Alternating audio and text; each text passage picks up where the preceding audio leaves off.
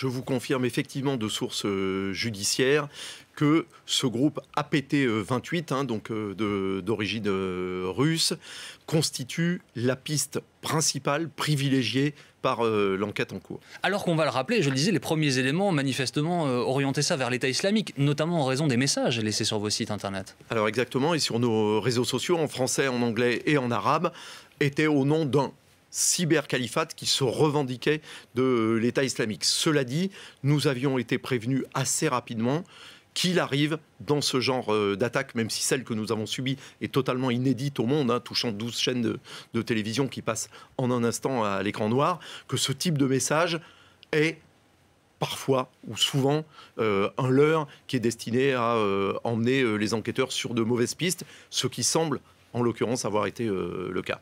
Où en est-on à TV5 Monde aujourd'hui? On est 2 mois jour pour jour après l'attaque. Alors à TV5 Monde, nous avons donc rétabli évidemment notre diffusion sur chacune de nos chaînes, mais nous travaillons de manière très dégradée, compliquée pour les équipes. C'est pour fabriquer nos éditions, nos journaux, nos magazines.